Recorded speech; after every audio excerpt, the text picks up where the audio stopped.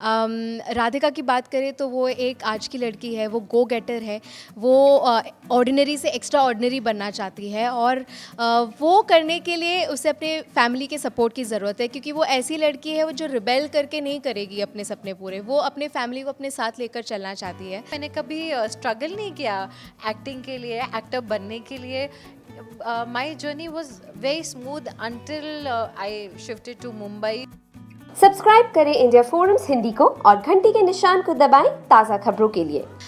In a nutshell हम इस show के ज़रिए फ़ीमेल माइग्रेशन दिखा रहे हैं कि कैसे एक लड़की एक छोटे शहर से एक बड़े शहर में आकर अपने सपने पूरे करना चाहती है, अपने फैमिली को प्रोवाइड करने के लिए, ताकि वो उन्हें फाइनेंशियली सपोर्ट कर सके। राधिका की बात करें तो वो एक आज की लड़की है, वो गो गेटर है। वो ऑर्डिनरी से एक्स्ट्रा ऑर्डिनरी बनना चाहती है और वो करने के लिए उसे अपने फैमिली के सपोर्ट की ज़रूरत है, क्योंकि वो ऐसी लड़की है वो जो रिबेल करके नहीं करेगी अपने सपने पूरे। वो अपने फैमिली को अपने साथ लेकर चलना चाहती है। ये राधिका के कोर वैल्यूज़ है कि वो अपने पापा को नहीं डिसअपॉइंट करना चाहती। मम्मी तो साथ में है ही अनकंडीशनली, पापा भी है, लेकिन एक छोटे शहरों में ये एक थॉट प्रोसेस होता है कि अगर हम बेटी को पढ़ा रहे हैं तो प्रोग्रेस तो कर रही है। ये थॉट प्रोसेस प्रोग्रेसिव है कि हम बेटी को एडुकेट कर रहे हैं, लेकिन उसके बाद क्या, करियर के बारे में ज़्यादा सोचते नहीं है लोग। हाँ, बेटी को पढ़ा लिखा के उसके लिए एक बहुत अच्छा मैच मिल जाएगा, एक एडुकेटेड इंसान मिल जाएगा, बेटी पढ़ी लिखी है तो। लेकिन अगर लड़का पढ़ाई करा तो ऑब्वियसली वो कहीं जाके जॉब करेगा, वो शहर से बाहर जाएगा या देश से बाहर जाएगा। सो बेटी का शहर छोड़ के बाहर जाने का कॉन्सेप्ट जो है वो अभी भी इतना इजीली एक्सेप्टेड नहीं है। इनफैक्ट बड़े शहरों में भी ये एक प्रॉब्लम है, ऐसे नहीं कि सिर्फ छोटे शहरों का प्रॉब्लम है। तो इस शो के ज़रिए हम अपनी ऑडियंस को रीच करना चाहते हैं। हम ये बताना चाहते हैं कि भले ही लड़का हो या लड़की, लड़के जैसे अपने फैमिली को प्रोवाइड कर सकते हैं, लड़की भी अब अपने पैरों पे खड़े होके अपनी फैमिली को प्रोवाइड कर सकती है। और अगर वो एक शहर छोड़ के दूसरे शहर जाना चाहती है तो उस पर भरोसा रखिए, उसके साथ उसके स्ट्रेंथ बनिए, उस पर डाउट मत कीजिए कि वो वहाँ जाके बिगड़ जाएगी या वो मस्ती करेगी या अपना रास्ता भटक जाएगी। उस पर भरोसा रखिए, अपने वैल्यूज़ पर, अपने जो वैल्यूज़ दिए अपने बच्चों को, उन पर भरोसा रखिए और राधिका की तरह वो भी आपको ज़रूर प्राउड फील कराएगी। चेंज ऐसी बात है जो बहुत ही आसानी से एक्सेप्ट नहीं किया जाता है, लेकिन आपको आपके स्ट्रगल संघर्ष के रास्ते में हमेशा कोई ना कोई ऐसा मिलता ज़रूर है। अगर आपकी श्रद्धा सच्ची है तो आपको सपोर्ट करने वाला, राह दिखाने वाला ऊपर वाला भेज ही देता है। तो ऐसे मैं इतना ज़रूर कहूँगा कि मेरे परिवार में कभी किसी ने मुझे रोका नहीं, और आई थिंक ये एक बहुत बड़ी बात थी मेरे लिए कि it help me do my छलांग। मुझे भी कभी कोई डिफ़िकल्टी नहीं आई, क्योंकि being brought up in a family जहाँ सब वर्किंग थे, बोथ माई पेरेंट्स एंड मैं सबसे छोटी थी, तो मैंने 10-11 साल की उम्र में एक्टिंग शुरू की थी बैक इन दिल्ली। तो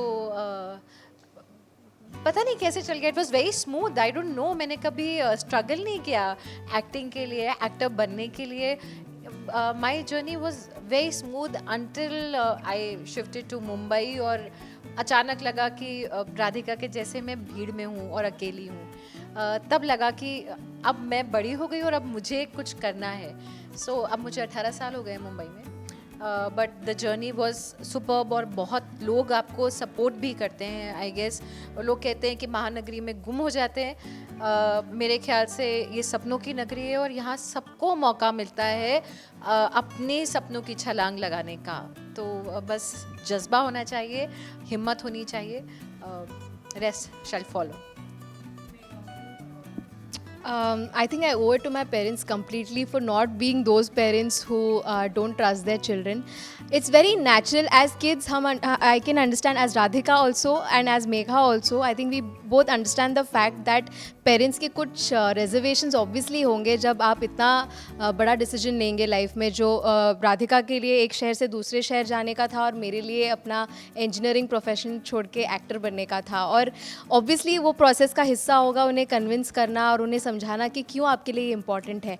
and as parents I think I was very lucky to have, in spite of being the only girl child, they believed in me, they never stopped me, even if they had their doubts initially, when they saw my hard work and my perseverance, I think they get more excited than myself to see me on screen and do things that I love doing. ये story में इस तरह से इसीलिए भी ये दिखाया गया है क्योंकि क्लोज तो वो दोनों से है। उसका एक बॉन्ड फादर के साथ है जो वो फादर से एक पर्टिकुलर वे में रिलेट करती है, वो मदर से भी नहीं करती।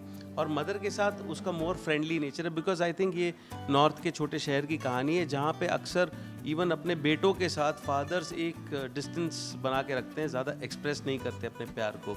लेकिन क्रंच सिचुएशंस में हमेशा राधिका को सपोर्ट किया है राधे श्याम ने, और उसे वो पुश भी दिया है क्योंकि भरोसा किया उस पर। सो बैक इन दिल्ली, जैसे मैंने कहा, मैं पैम्पर्ड थी, और pampered was not in, I was protected child, बहुत अंडर दी शैडो रहने वाली। ऐसा नहीं था मैं, क्योंकि शुरू से 10-12 साल की उम्र से एक्टिंग कर रही थी, तो ऐसा कभी नहीं हुआ कि मुझे बाहर जाने में या कहीं पे भी। My father was very progressive, so was my mother, because both of them were working, my brother, my sister, all of them were working. Even for my sister in law, she doesn't come from a background where women work. They are housewives, they are well educated, but she's now a interior designer.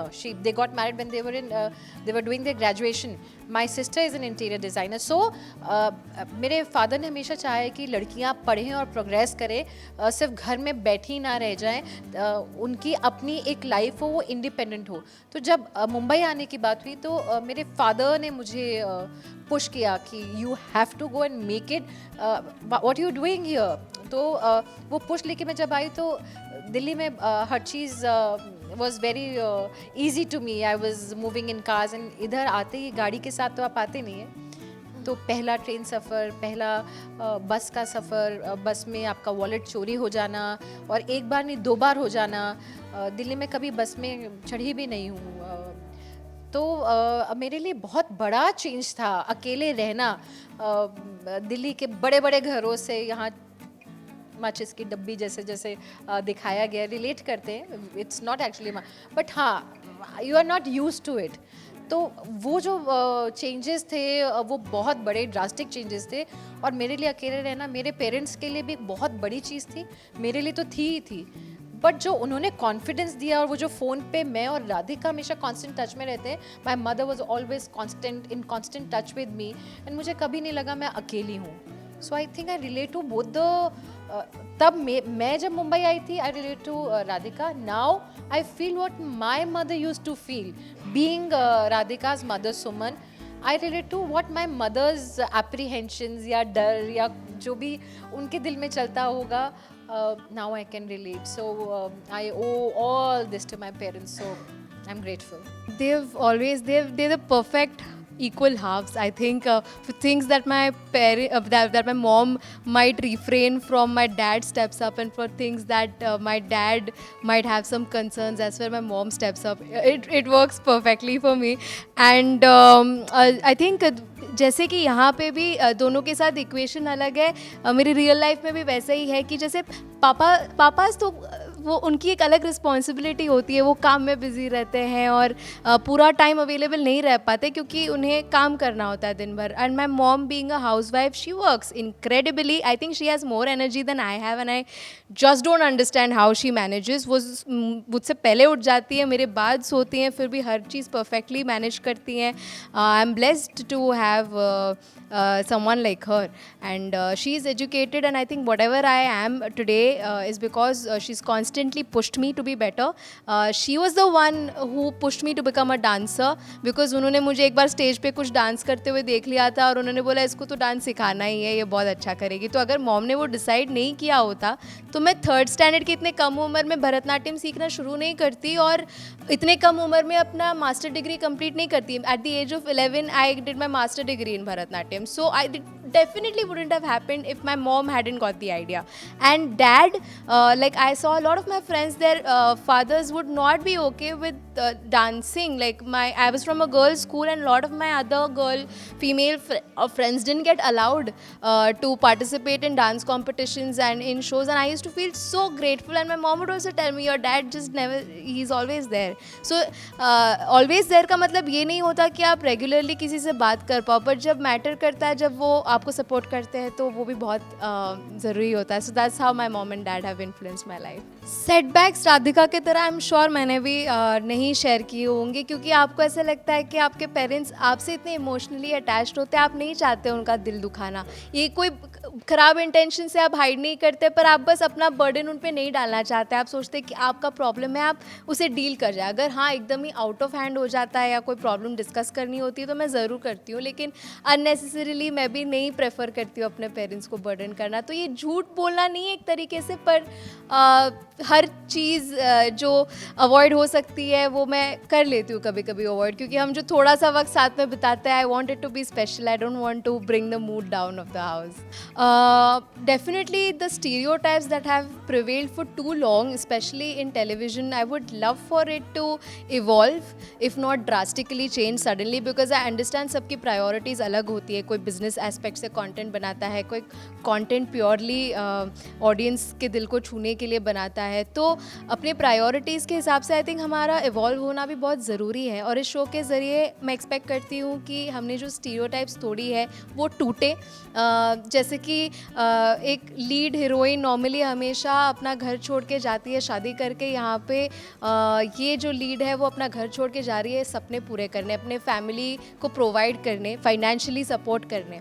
तो ये itself एक बहुत बड़ा change है content wise. And हमें at the end of the day अपने audience को entertain करना है और उनके साथ रेजोनेट करना है. तो आई थिंक बदलते वक्त के साथ हमारा कंटेंट भी बदलना चाहिए. एंड आई रियली थिंक ये शो उन्हें सोचने पे मजबूर करेगा. तो I am really looking forward to people connecting with the characters and the plot of the story. So I think we resonate with each other on this कि stereotype टूटे और लोग अपने बच्चों को और बाहर जाने दें, उनको वो मौका दें जो वो डिज़र्व करते हैं, उनको उनके सपनों की छलांग लगाने दें. That's what we are trying to convey through our show, understanding between the parents and the kids and the family. पुरानी सोच और कंडीशनिंग का प्रॉब्लम ये है कि कई लोग ये सोचते हैं कि हमारे साथ तो ये सब हुआ है तो यही सही है, तो आगे की जो जनरेशन है उनके साथ भी यही होना चाहिए, यही सही है. इस चीज़ को तोड़ने की ज़रूरत है. राधे श्याम जैसे लोगों को बाहर आके अपने बच्चों को सपोर्ट करने की ज़रूरत है. जो हाउसवाइफ्स रही है उनको सुमन की तरह इंस्पायर होकर अपनी बेटी को सपोर्ट, और बच्चों के जो ग्रुप है उनको ये करने की ज़रूरत है कि राधिका की तरह अपने पेरेंट्स का भरोसा बनाए रखे और उनके लिए सब करे. और इसके अलावा भी बहुत कुछ है जो आई एम श्योर आप जब देखेंगे आप रिलेट करेंगे, क्योंकि ये तो सिर्फ 3 किरदार हो गए. हमारे शो के हर किरदार की एक अलग कहानी है. और जैसे कि मेरे रूममेट्स हैं और झांसी में हमारे बाकी के फैमिली मेम्बर्स हैं, ऑफिस के जो लोग हैं, हर एक कैरेक्टर एक रियल इंसान को कहीं ना कहीं रिप्रेजेंट करता है. तो आप बहुत वैरायटी ऑफ कहानियाँ देखेंगे यहाँ पे. तो really I look forward to all coming and watching सपनों की छलांग. आप 10 अप्रैल से सोनी एंटरटेनमेंट टेलीविज़न पर मंडे टू फ्राइडे देख सकते हैं हमारा नया शो सपनों की छलांग.